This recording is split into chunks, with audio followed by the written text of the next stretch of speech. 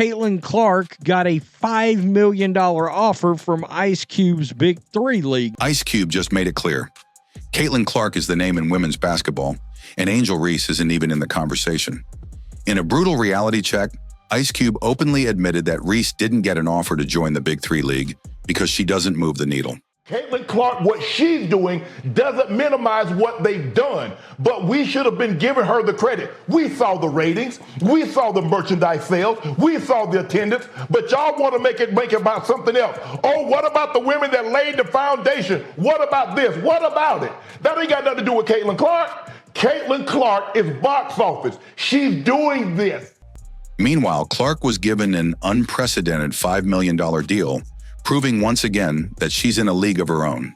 The media has spent months trying to force Reese as Clark's equal, but when it comes down to real numbers, real impact, and real influence, Clark is miles ahead. Caitlin Clark is box office. She is a star. Who, by the way, I'm going to go there, who happens to be white and brought a level of attention and allure to the sport it had not received before. Today, we're breaking down why Ice Cube's decision humiliated Angel Reese, how the WNBA continues to fumble their biggest star, and why Caitlin Clark's dominance is exposing everything wrong with the league. Ice Cube's offer to Caitlin Clark wasn't just a contract, it was a statement. A $5 million deal for a women's basketball player is unheard of, especially when you consider that WNBA rookies are barely making $80,000 a year. He just comes out and says, Caitlin Clark got the offer, Angel Reese didn't because Angel Reese doesn't move the needle. This wasn't just about basketball. It was about marketability, influence, and real money. Ice Cube saw what everyone else sees.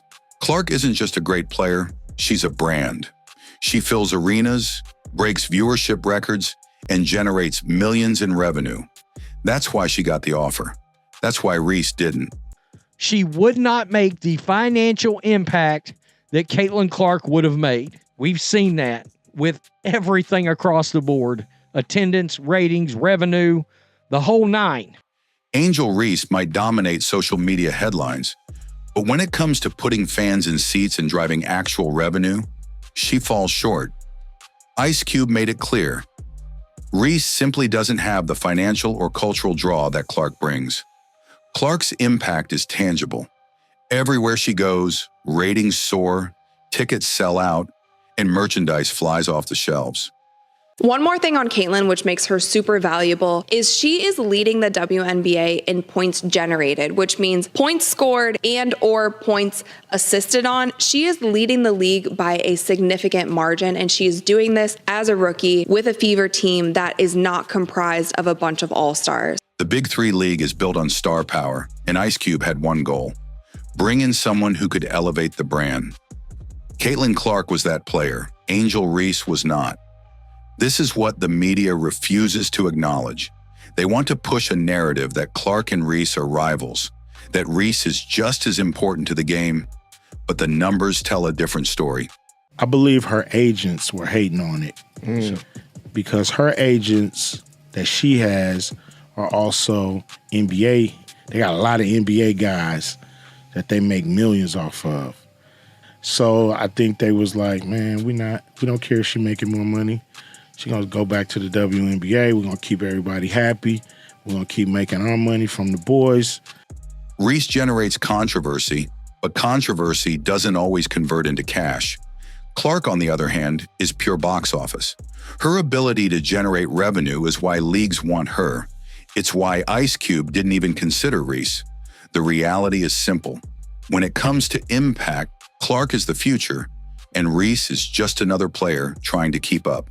And the fact that he just comes out and says, Angel Reese doesn't have it like that. I like watching her play, but she wouldn't have brought the eyes, the attention, and the impact to the Big 3 that we know Caitlin Clark would have brought.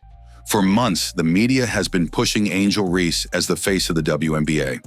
They've hyped up her trash talk, her attitude, and her so-called rivalry with Caitlin Clark. But when you strip away the media narratives and look at the reality, there is no competition. Clark is in a different league, and Ice Cube's decision just made that painfully obvious. And my advice to anyone that comes in with this, this level of like notoriety, out of this world expectation, whatever the case may be. I just think it's all about having, be a horse, man. The Kentucky Derby, put your blinders on, go to work, show up to work, punch your clock in, prepare yourself, work on your game, work on your craft, The truth is, Clark should have had more opportunities like this, but the WNBA and even her own agents have worked against her. Ice Cube himself revealed that Clark's agents and the NBA prevented him from even speaking with her. They didn't want her to explore the Big Three deal because they were afraid of upsetting the system. Clark could have made history, earned more than any WNBA player in a single season, and brought even more attention to the game. But she wasn't allowed to. Why? Because the people in charge of women's basketball don't want her to outshine the rest of the league, even though she already does. Their agents was probably like, yo, are we going to make the NBA mad? Let her play in the Big Three for, a little commission and possibly alienate all these, these $1 million deals we got going and all these commissions we get with the guys. Meanwhile, Reese has been handed every possible opportunity, yet she still can't match Clark's impact. Reese has been featured in major endorsements, pushed by sports media, and given endless attention. But when it comes down to results, she simply doesn't deliver. The WNBA wants Reese to be a star, but they can't force the fans to care. Clark, on the other hand, doesn't need any help. She's naturally drawing millions of viewers, selling out stadiums, and proving that she's the biggest name in the sport. Caitlin Clark has done is grown the WNBA exponentially. She did in 5 weeks what would have taken 5 years. And as it pertains to draft viewership, she did in 5 days what would have taken 5 years. Clark is being held back while Reese is being artificially elevated. And yet, even with all the push behind Reese, she still can't reach Clark's level. That's why Ice Cube's rejection was so humiliating. It exposed the truth. The media can't manufacture a superstar. The fans decide who the real stars are, and they've already chosen Caitlin Clark. Caitlin Clark just came in to play basketball. All of a sudden, the black women of the WNBA decided to knock her on her ass from behind. All of a sudden, the black women, Angel Reese and her teammates, decided to cheer for them. All of a sudden, other black women decided, like Asia Wilson, to be idiots when talking about her, jealous when they're talking about her. Caitlin Clark and her fans didn't start anything. Caitlin Clark's dominance isn't just about basketball. It's about business. She's not only the best player in women's basketball, but she's also the most valuable. The numbers don't lie. Every game she plays draws massive viewership. Her jersey sales break records. Every arena she steps into sees a massive boost in attendance. Clark isn't just changing the game.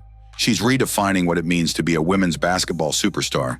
And I want to personally thank Caitlin Clark for lifting up our sport. And it just is not going to stop here on the collegiate tour. But when she is the #1 pick in the WNBA draft, she's gonna lift that league up.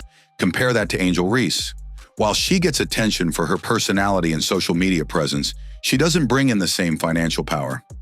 Ice Cube saw that, which is why Clark got the offer and Reese didn't. This isn't about race, bias, or media narratives. It's about who actually delivers results. Clark delivers. Reese doesn't.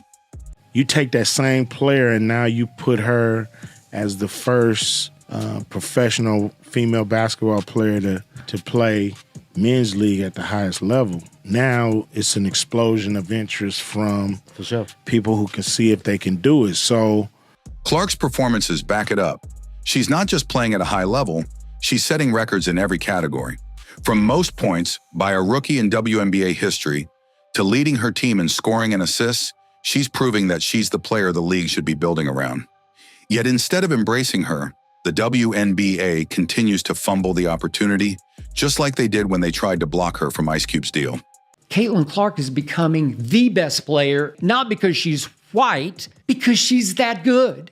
She's having Larry Bird impact. She's been the driving force of the hottest team in the entire league, despite her record turnovers. Why? Because she's that good.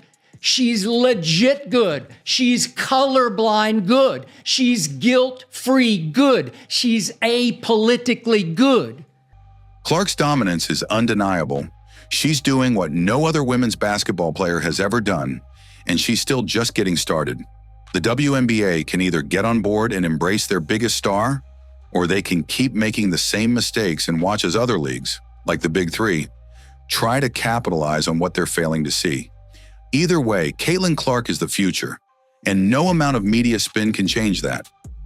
My advice to Caitlin, kind of keep your mouth shut, because everybody is looking for you to say anything, and they're going to splice it and cut it and make it a negative thing. Ice Cube didn't just reject Angel Reese. He exposed the truth. The WNBA and the media have spent months trying to push Reese as a star.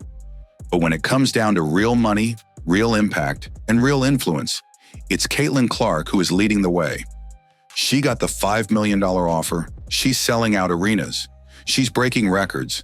And she's the one who fans actually want to see. But they don't want it to grow if it's certain people at the face. And there is still this undertone of jealousy that for some reason I cannot get around calling it anything else but that, because I don't know what else it could be. I thought it was going to get better this season, but it hasn't. There are still people who seemingly, to me, feel like they just don't want Caitlin to be a part. Reese, despite all the media hype, simply isn't at that level.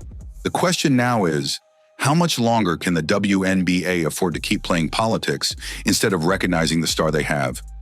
How long will they try to force a rivalry that doesn't exist? And how long will they continue to push Reese when the fans have already made their choice? Let me know what you think in the comments. Was Ice Cube right to choose Clark over Reese? Is the WNBA failing to capitalize on its biggest name? Drop your thoughts below, and don't forget to like, subscribe, and hit that notification bell so you never miss an update on the biggest stories in women's basketball.